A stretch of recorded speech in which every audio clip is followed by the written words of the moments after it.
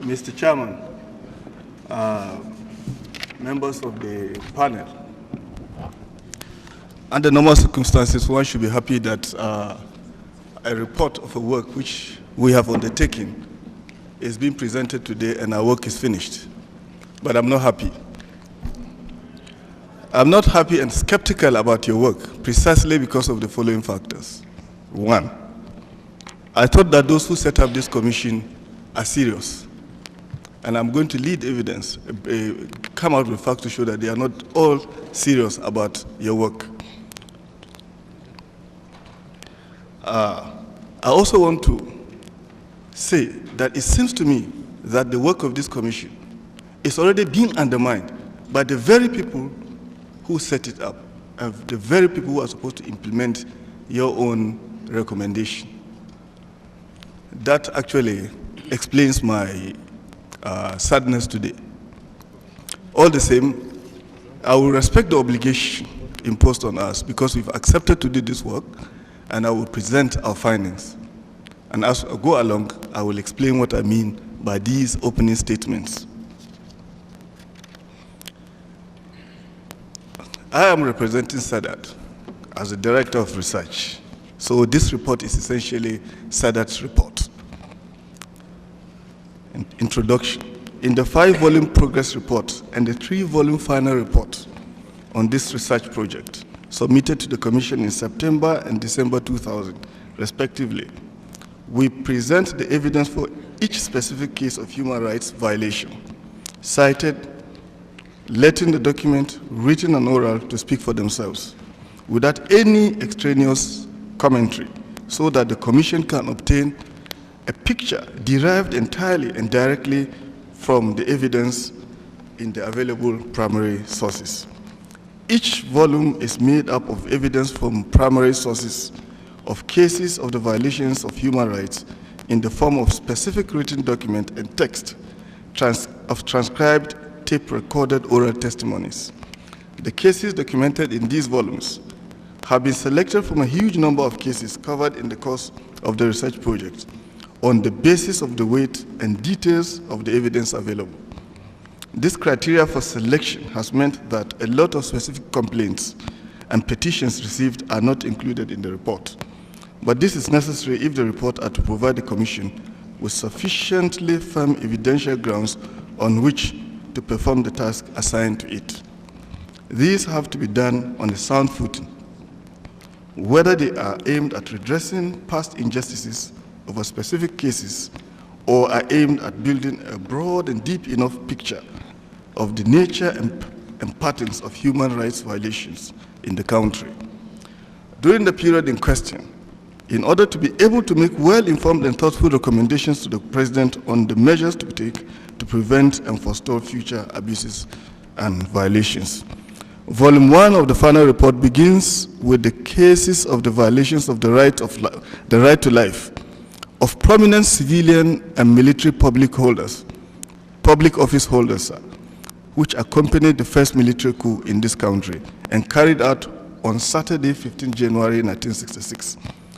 This Saturday was the first day of the period of 33 years and 4 months ending on February 28, May 1999, which the Commission is to cover in its investigations.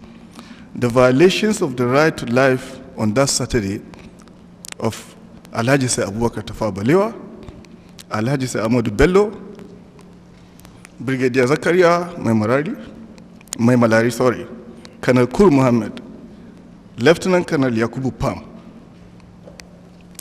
Lieutenant Colonel Largema, Colonel Unebe, Brigadier Adamu Lekum, and Colonel Shodende. These events had a most traumatic and profound impact on politicians, civil servants, military officers and soldiers, and significant sections of the population of the state of Northwest and Northeast zones, which resonates up to today. Our research was to cover those areas. Any serious deliberations on the nature and patterns of human rights violations in Nigeria in these 30 years, particularly the case of the violations of the right to life, has to address the issue of the short-term and long-term impact of these killings of February 15, 1996. Nigerians had been killed before this date by the police, the army, political thugs, and political opponents in the course of various forms of political conflict. The period leading up to the coup of 15 January 1996 was marked by increasing bloodshed, involving numerous cases of violations of the right to life of many, particularly in the Tiv Division, part of the Western region, and the Niger Delta. But the killings of prominent civilian and military figures on the 15th of January 1966 marked a turning point in the role of violence in the Nigerian political process, which has come to mark it deeply ever since. As the evidence from some of the active leaders of the coup and from some of the eyewitnesses bring out clearly, these events involved the premeditated, planned, and deliberate killings of particular individuals holding particular official positions in order to attain specific political goals. When these individuals were killed, they were not resisting arrest or resisting their removal from office. Major Chukwuma Nzegu, Major Emmanuel Ifejuna, Major Adewale Ademoyega, Major C.I. Anuforo, Major D. Okafo, Captain Bembule, and others went for them with the clear intention of killing them. They killed them in cold blood, in some cases shooting them from the back, in other cases after they were defenseless and completely at their mercy. The official post-mortem report signed by Lieutenant Colonel Henry Adefope, Commanding Officer, Military Hospital, Lagos, dated 17 January 1966, on the cause of death of Brigadier Zakaria Maimalari, Colonel Kur Mohammed, and Lieutenant Colonel Yakubu Pam, which scientifically established that they were murdered in cold blood by shots fired into their backs, are attached here as appendices 1, 2, 3. I'll quickly go through it, Mr. Chairman. Post-mortem report on Brigadier Maimalari, post-mortem examination on 16 January 1966 at 10 a.m. According to the doctor, Lieutenant Colonel Adefope, the corpse was that of a well-nourished adult, male. His appearance is dressed in underpants, brown shirt, and trousers. The body was in a state of decomposition and was completely covered with brown earth. No shoe or socks worn. One gold ring was removed from the finger. Identified by Colonel A. O. Peters, Lieutenant Colonel Adefope, Major K. W. O. Thomas, and other medical officers. Findings: there were no signs of previous disease. There were multiple gunshot wounds as follows: entry wound on the right buttock, entry wound at the top of the spine and to the left of the sixth vertebral body, entry wound midway up the left thigh, wound in front of the thigh, entry wound on the inner aspect of left upper arm with one exit wound on the outer aspect of the arm, entry wound on upper abdomen over the stomach, entry wound on right breast with exit wound just above the nipple, inverted V-shape incised wound in front of right thigh.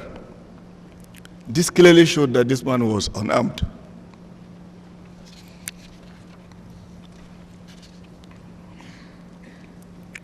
Colonel Kur Mohammed.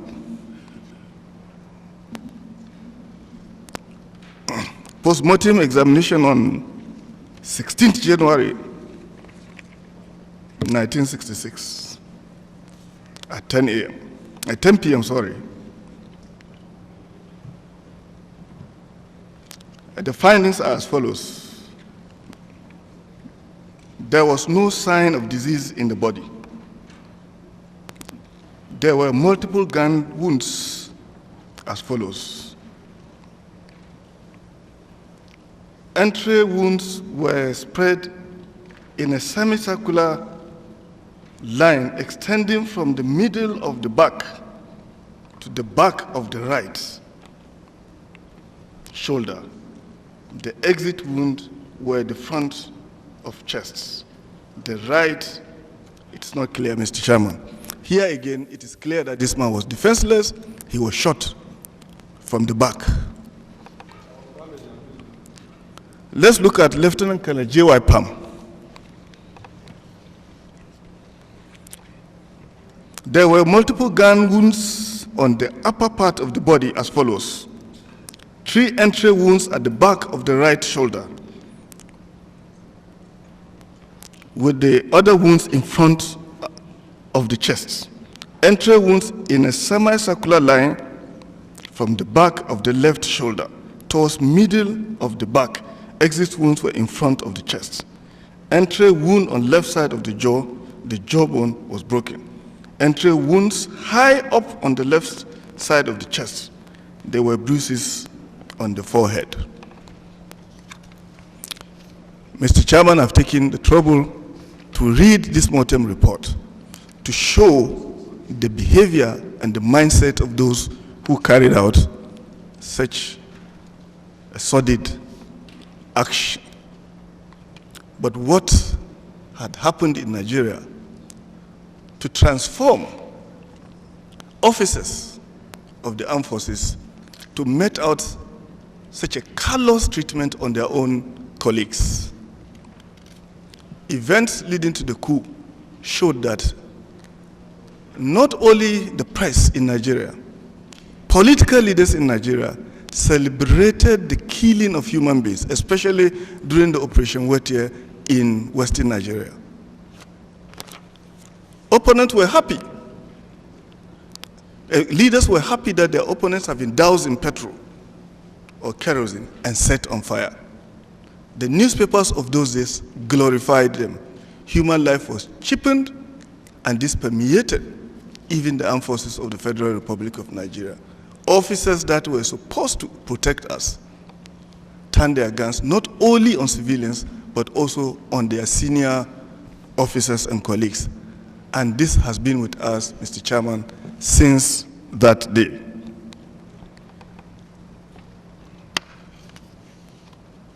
The killings of 15th January 1966 transformed profoundly the psychological and political terrain of the right to life in Nigeria.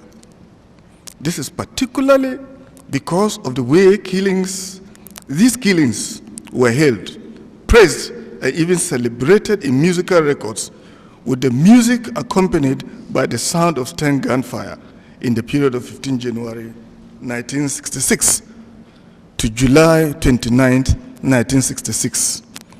Generations of Nigerian civilian and military personnel who have held the most powerful public offices at the federal and state levels had their attitudes towards the power of the military and politics in general, and the right to life of fellow human beings in particular, shaped by their experiences of these traumatic developments.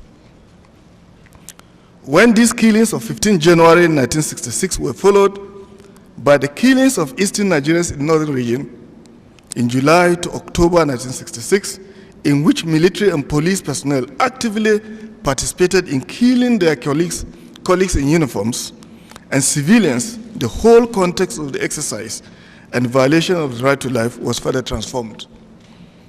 When law enforcement agency personnel from the police and the army, whose duty it was to secure the right to life of everybody, unless they are sentenced to death by a duly constituted court of law, take to the streets, killing unarmed and defenseless civilians, defenseless citizens, a new experience in human rights violations came to mark Nigerian society, politics, and psyche.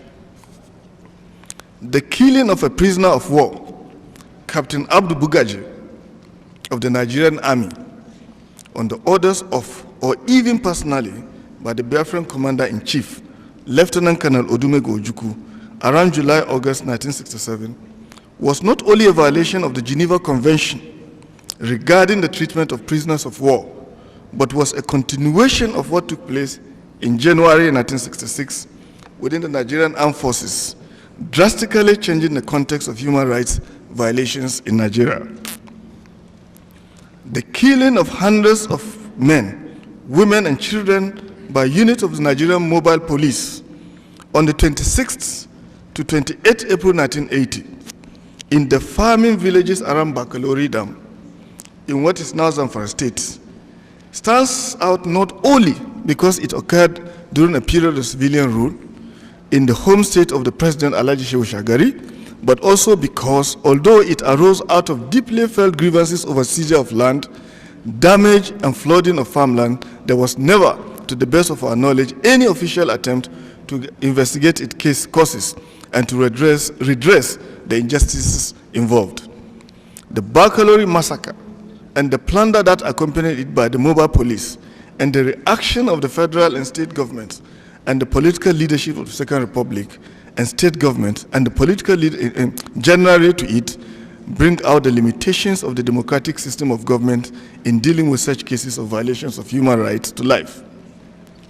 It also illustrates how the violations and abuse of the right to the means of life, particularly over land, water, pasture, and livestock, can generate situations which lead to flagrant violations of the right to life.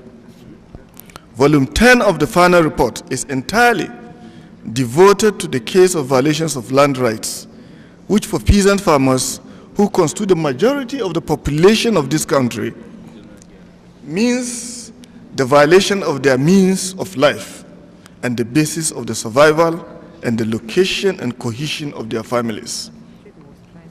Significant as this issue of the violation of land rights has been, it is not given the weight it deserves in most considerations of human rights situation in the country. When farmlands are seized without adequate compensation and resettlement, whole families are devastated and individuals destituted and destroyed in so many ways. Volumes 3A and 3B of the progress report we submitted in September 2000 contains documents which illustrates the extent and depth of this problem. It is one of the root causes of the cases of violent ethnic conflicts in this country. Volume 3 of the final report deals with the cases of violations of community rights, which clearly overlaps with land rights. Here the focus is on the very serious case of an agency of the federal government set up to improve the water supply for agriculture and rural development, actually doing the opposite. This agency is the Sokoto Rima Basin Authority. While communities were displaced, resettled, and deprived of farmlands and even water, or are regularly flooded, without the recognition that this involves a violation of their fundamental economic and social rights, these cases broaden the evidence to the Commission on the nature and patterns of human rights violations in the country. Unfortunately, it has not been possible with the time available to obtain reliable data on such violations in other river basin authorities in the two zones in the Yauri Emirate of the Middle Niger Basin, where farmlands, farm produce, and fishing ponds are regularly devastated by floods caused by operations of the Kayenji Dam. There are other such limitations to the report, but what is in them, we hope, has broken new grounds in the considerations of the nature and pattern of human rights violations in Nigeria.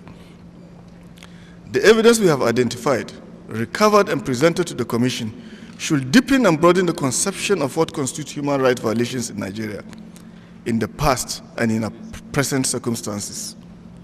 For up to now, superficial and narrow conceptions of violations of human rights have come to prevail, which limit severely the extent to which the daily, active, and sustained defense of human rights by the majority of the citizens at all levels of government can be mobilized to make it compulsory for all the organs of the state and all powerful individuals, organizations, and corporate bodies to respect these rights and to uphold them, whether or not they serve their vested interests.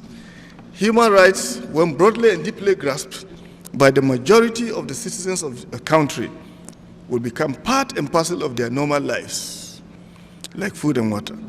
They will expect to have them and shall struggle to ensure that they get them as essential needs for their human existence, and not as gifts bestowed on them by any government or grabbed for and held on their behalf by any champion or gateman.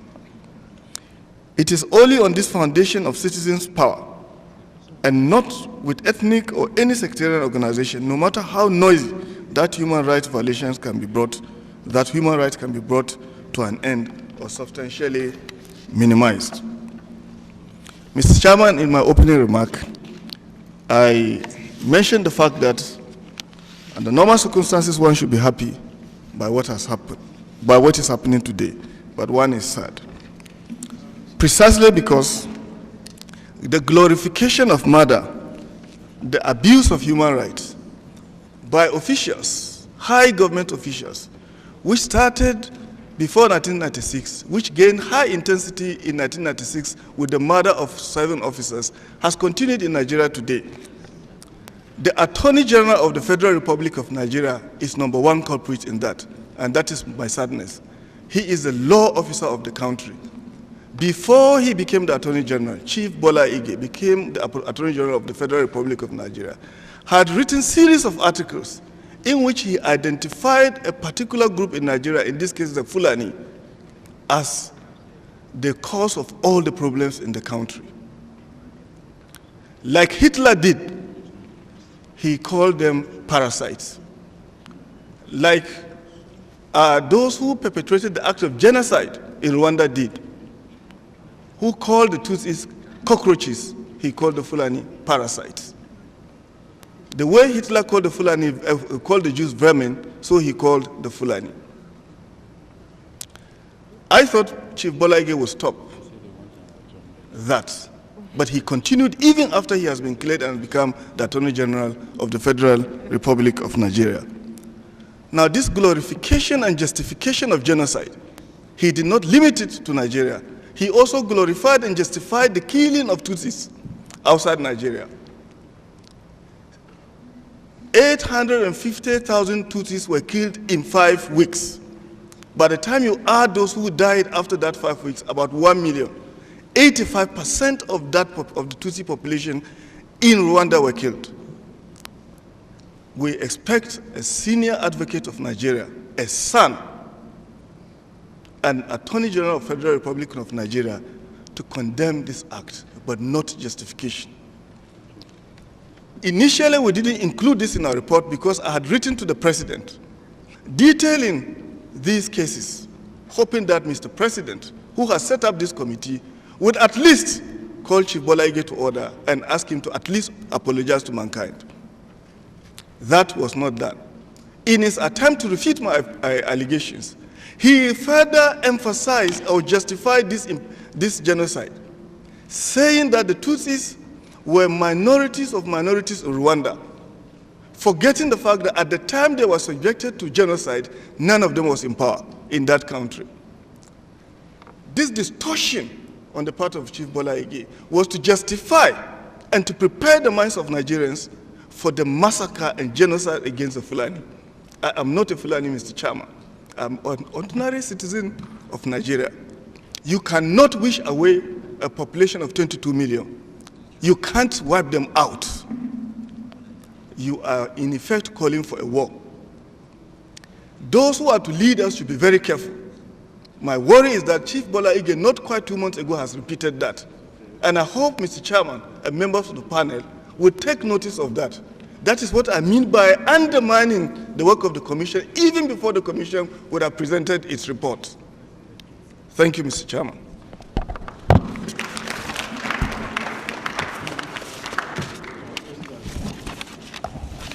My Lord, we apply to tender as Exhibit 4. Thank you very much. Exhibit 4.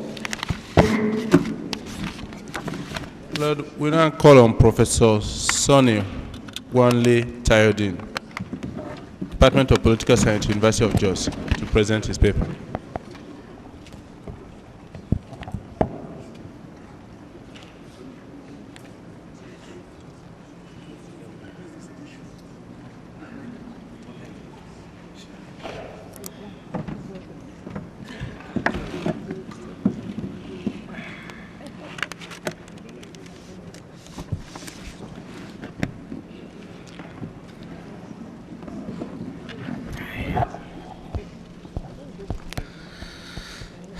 Mr. Chairman, members of the Commission, distinguished ladies and gentlemen.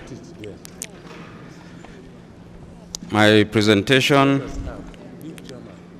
or rather the research we're mandated to do, was on security agencies.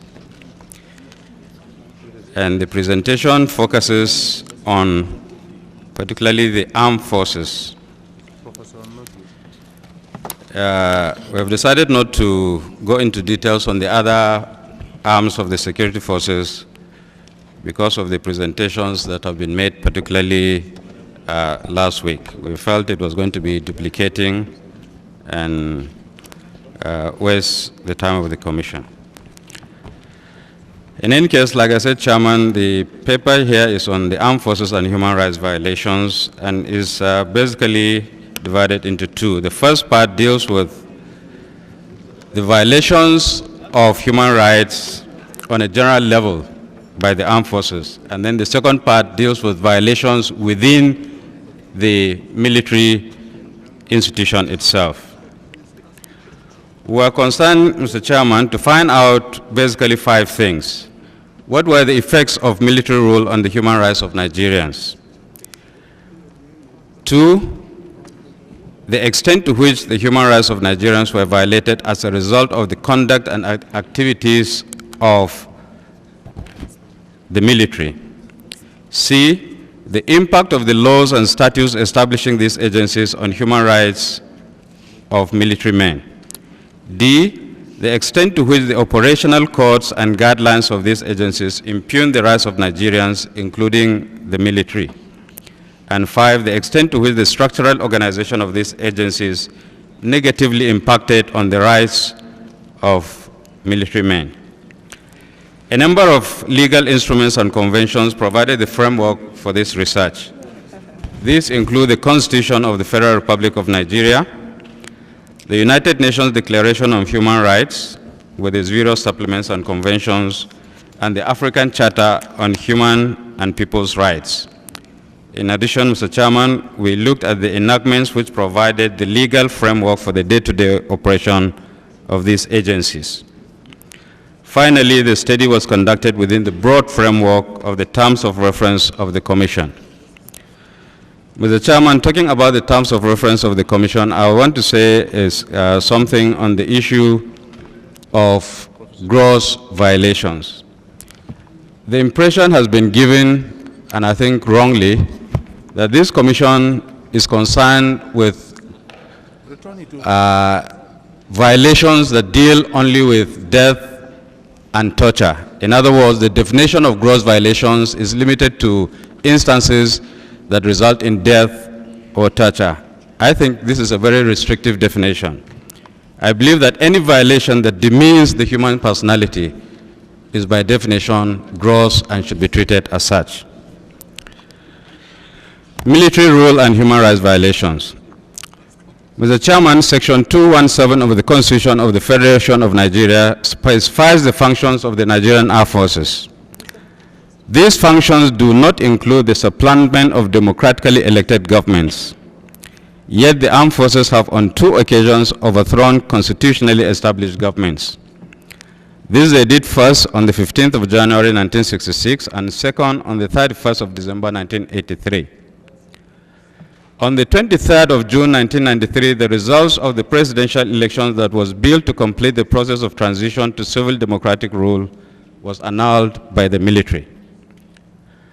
As a result of the military's unconstitutional incursion into the political arena, the military have monopolized the rulership of Nigeria for 30 out of the 41 years of self-rule in Nigeria. This thus means that Nigerians have been denied the right to freely choose how they should be governed or who should govern them for these 30 years.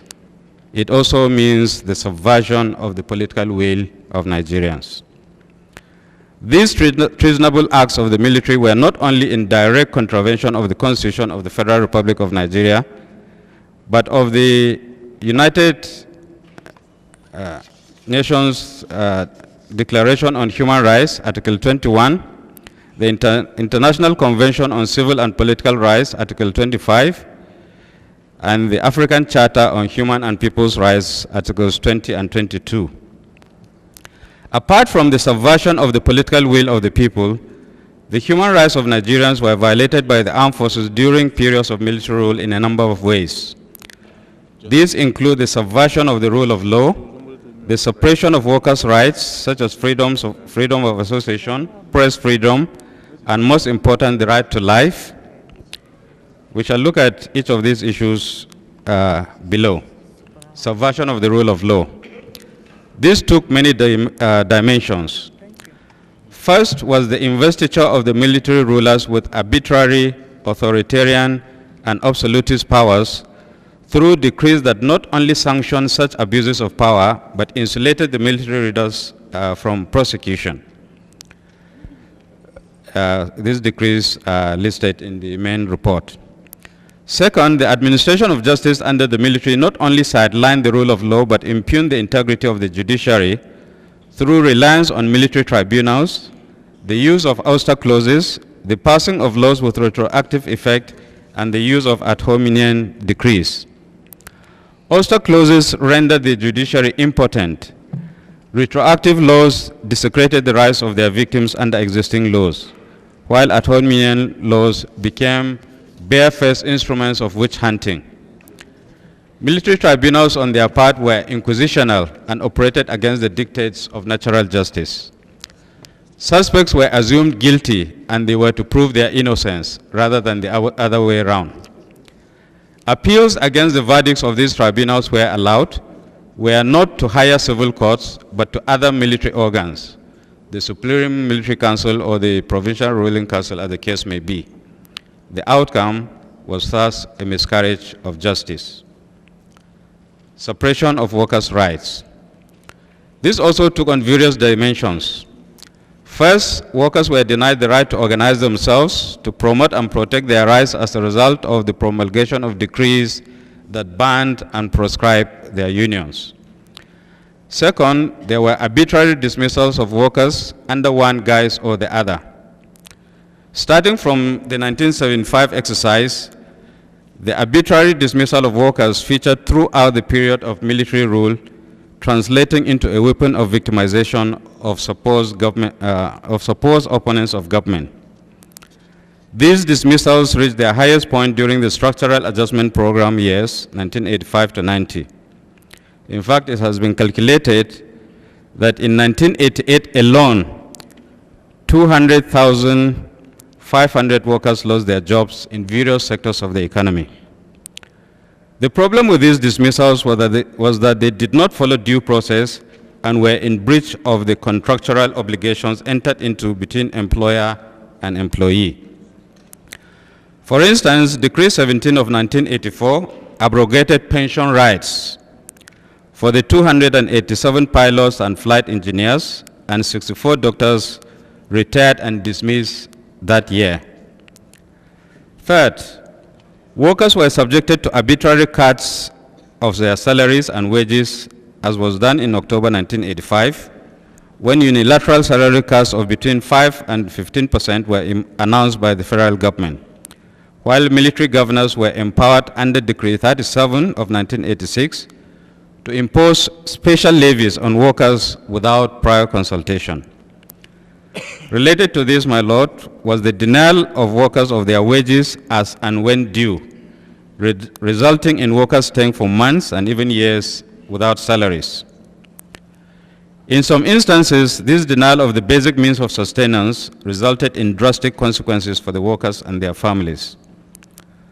For instance, the Iron and Steel Senior Staff Association alleged that the death of 42 of their colleagues in the Delta Steel Company in 1988 were directly attributable to the non-payment of their salaries for about 21 months.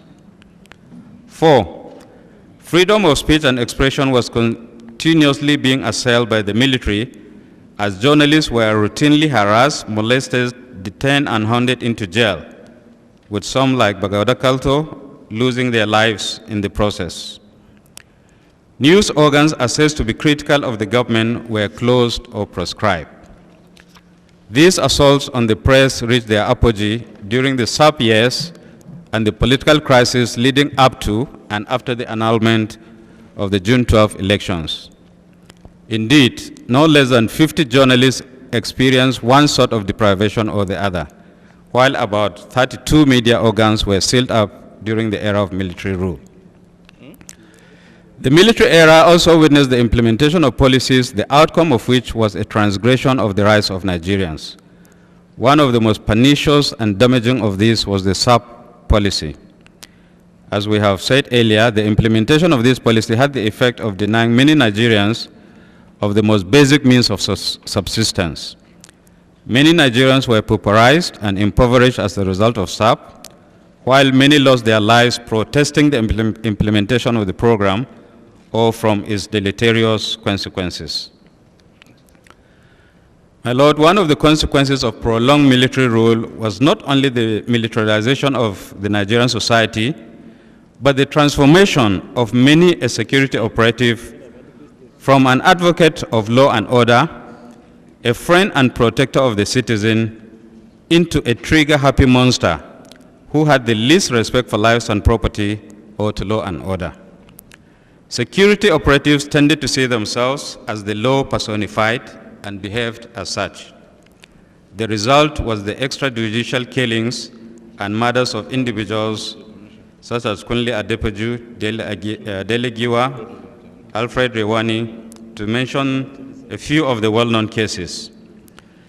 In addition to these individual killings were the violence visited on Nigerians protesting one government act or policy or another, and on families and communities. These include the killing of students across the country during the Ali Must Go demonstrations in 1978, the killings of anti-SAP protesters in 1986, the killing of protesters during the installation of Alhaji Dasuki in 1988, the killing of protesters against the annulment of June 12, 1993, communal massacres include those of Agebe in Benue State and Umuchen in Rivers State in 1990, the wiping out of some families in Patani in Delta State and Oko Oba in Lagos. Capping all this, my Lord, were the atrocities of the various state internal security outfits, the most notorious being that of the Rivers State Internal Security Task Force under the commands of Colonel Okontimo and Major Obi Umahi. Related to the above were instances of the use of security operatives or of security facilities for the pursuit of personal vendetta by those in authority. Thus, many Nigerians found themselves hauled into detention centers controlled by security agencies and the state security services, such as the Special Investigation Bureau and the Directorate of Military Intelligence, either on trumped-up charges or held for indefinite periods without any charge at all.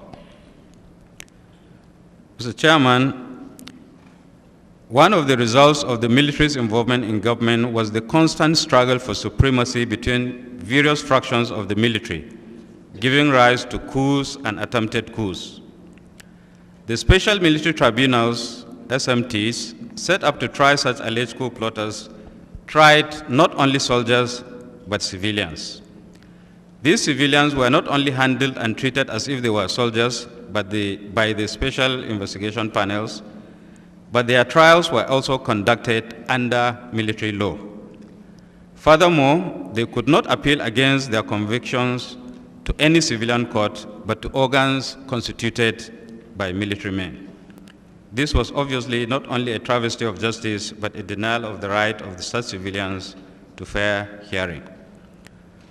From the above, my Lord, it can be seen that there was hardly any right or fundamental freedom of the Nigerian that escaped the crushing boot of the military rulers, in complete contravention of the laws of the land, as well as international pronouncements on such issues, such as Resolution 31/170 of the United Nations General Assembly, which states that all human rights and fundamental freedoms are inalienable.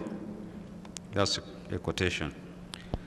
Now, Mr. Chairman, I come to human rights violations within the military institution. One of the problems we had in our research in this area was the refusal of victims to open up and expose us to their experiences. There were two reasons for this. First was the fear of reprisals from the perpetrators of these violators, some of whom are still seen as very powerful. And second, fatalistic resignation, or the tendency of leaving everything to God. The second noticeable problem, my Lord, was the fact that the bulk of our military personnel hardly know what constitutes human rights, talk less of when such rights are violated. Related to this is the unfortunate but widespread belief among the military and paramilitary personnel that by joining these organizations, they have ipso facto given up their freedom and rights. We do not, however, find any such provisions in their laws and statutes. The pervasiveness of this belief, which is subtly encouraged by some officers, is, however, disturbing, particularly as it has been used as a cover for the perpetration of heinous violations. Violations of human rights in the armed forces were carried out through a number of ways, which included the following: the distortion of normal military norms, regulations, and procedures, the bending of military laws and rules, the abuse of rank, office, and appointment, and the misuse of military instruments of security and discipline. We shall look at each of these below. The convening of court-martials is a known process of enforcing discipline and effecting punishment in military establishments all over the world. However, in Nigeria, some of the negative consequences of prolonged military rule, such as the politicization of the military, have rendered the adjudication of justice under these circumstances less than objective. Thus, service personnel have found themselves court-martialed on trumped-up charges, or for charges not specified in their statute books, or for charges that have nothing to do with military discipline. Second, the exercise of command influence, or the fear of such influence by court members, has had the effect of denying many service personnel of fair hearing during court-martials, resulting in a miscarriage of justice with dire consequences for the victims and their families. Third, and relatedly, is the practice of inventing offenses for the purposes of securing conviction of suspects. For example, my Lord, we've had cases mentioned in the 1995 alleged coup plot, where suspects were first charged for concealment of treason. When that couldn't hold, it was later changed to what is called constructive conspiracy, deliberately aimed at securing conviction. Because of the spate of coups and attempted coups, the Treason and Treasonable Offenses Special Military Tribunal decree was promulgated, allowing for the establishment of SIPs and SMTs for investigating the alleged coup plots and trying the suspected coup plotters. There were a number of problems identified with the conduct of these SIPs and SMTs. First, suspects were limited to military lawyers in the choice of legal representation. As the case with court-martials, the fear of retirements tended to act as a constraint on most of such lawyers, should they bring their full legal and intellectual powers in defense of their clients. Indeed, many such soldier advocates have been known to have lost their jobs for defending their clients to the best of their abilities. Another interesting but unfortunate aspect of the administration of justice under the military is the tendency to try a suspect twice on the same charge. A soldier arraigned before a board of inquiry could be acquitted, only to find himself facing a court-martial the next day on the same charge. The most serious instances of this double trial were displayed in the coup investigations and in the trials. An alleged coup plotter could find himself cleared of the allegation by the SIP, only to find himself arraigned before the SMT. Furthermore, suspected coup plotters freed by an SMT have had themselves arraigned before another SMT, convicted and killed in some instances. Those instances occurred during the investigation and trials of the 1976, 1990, 1997 alleged coup plots. References were made to the practice of charging and convicting military personnel based on offenses that are alien to military law. The practice, my lord, was perfected during the trial of coup suspects in 1997 and 1995, with strange formulations such as constructive conspiracy, concealment of information of treasonable value, remote involvement or knowledge of coup, without specifying what the remoteness is all about. These are allegations that are not found in the status books of the military, yet they became the basis of the conviction of suspects. Since such formulations were the products of the fertile imagination of their authors, their interpretation were similarly so determined, thus making it virtually impossible for those caught in the dragnet to escape.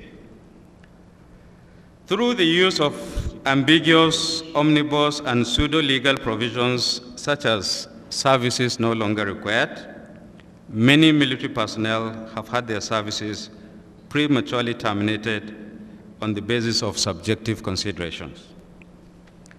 Mr. Chairman, I now come to those I think should be held responsible for the human rights violations I have enumerated.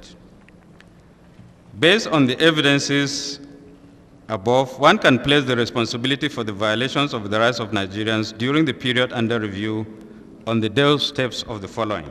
1, the military institution and their respective leaderships during the periods of military rule.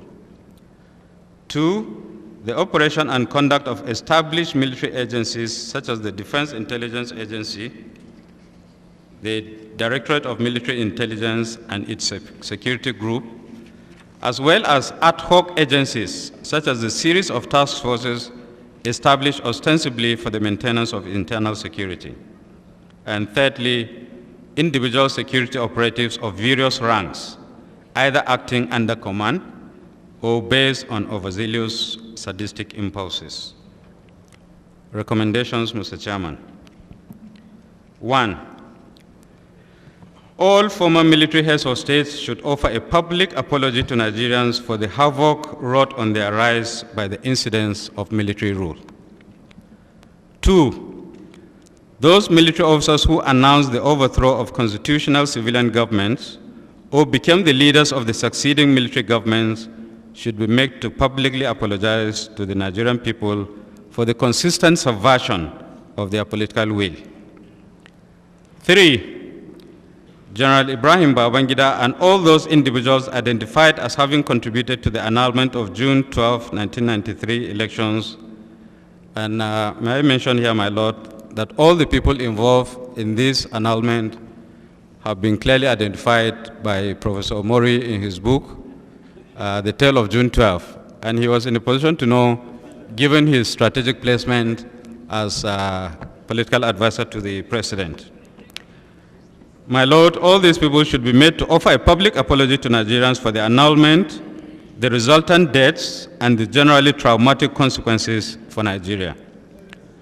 4, all decrees, now acts, promulgated by the military, which negatively impacted on the fundamental human rights and freedoms of Nigerian people, which have not been repealed, should be repealed immediately. 5, to educate military personnel on human rights, lectures on human rights, the Nigerian Constitution, and on civil military relations should be included in the syllabi and training manuals of military personnel. This should be supplemented by periodic seminars and workshops. In addition, all military personnel must be given a copy of the Constitution and the conditions of service of their respective services on engagement. 6, a national guard should be created to intervene in crisis situations that overwhelm the police. This is to avoid the use of the military in quelling riots and thus keep them to their traditional roles of involvement in wars and protecting the territorial integrity of the country. This suggestion is made bearing in mind the extent to which the Nigerian military became politicized as a result of involvement in such activities in the past. 7. Security and military personnel who have been found to have transgressed the rights of Nigerians should be recommended for immediate prosecution. 8. All instruments of torture located in detention centers owned by security agencies should be immediately dismantled, while such detention centers should be restructured to make them more amenable for human habitation. 9. Considering the fact that it is now known that some of the alleged coups that characterize the history of military rule in this country were RNG coups, or where they were confirmed attempts, innocent people were roped in for one reason or the other, it is our submission, my Lord, that the Commission should recommend that the Ministry of Defense reinvestigates the allegations of coups and the trials and conviction of alleged coupists in the 1976, 1990, 1995, and 1997 alleged coup plots. Furthermore, the Commission should recommend the payment of compensation and/or any acts of restitution to individuals found to have been victimized or wrongly convicted. Posthumous apologies and adequate compensation should be made to families of officers and men who may have been mistakenly killed. 10. Military and paramilitary authorities should specify in unambiguous terms the basis of any disciplinary action taken against their men. Such nebulous phrases and provisions as services no longer required should be expunged from the statute books or made more explicit. 11. Law enforcement and security agencies and other agencies charged with the protection and promotion of the human rights of Nigerians should be empowered with the necessary material and legal powers to carry out their functions effectively. 12. To properly enhance and promote the respect and observance of the fundamental rights of Nigerians, particularly with regards to the claims of Nigerians on their governments, Chapter 2 of the Constitution, which deals with the fundamental objectives and directive principles of states, should be made justiciable in the impending review of the Constitution. 13. Major international human rights instruments and conventions not yet signed by Nigeria or signed but not ratified should be signed or ratified as the case may be. A list of these conventions in the main report. This will enhance the protection of the rights of Nigerians and a greater display of respect for these rights by the government. 14. Military personnel convicted by a military court-martial should be free to appeal against such convictions to higher courts, such as the Court of Appeal. I was just informed this morning by a military lawyer that, in fact, this provision is now part of the military laws. 15. There should be a proper codification of all military laws, offenses, and the corresponding punishments so as to prevent the abuses that have been evident so far. 16. Under no circumstances should a civilian be subjected to trial under military law.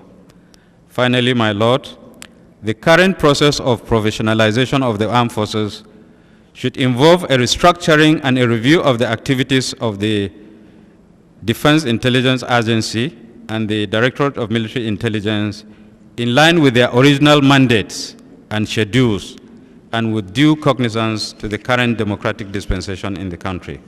Thank you, my Lord.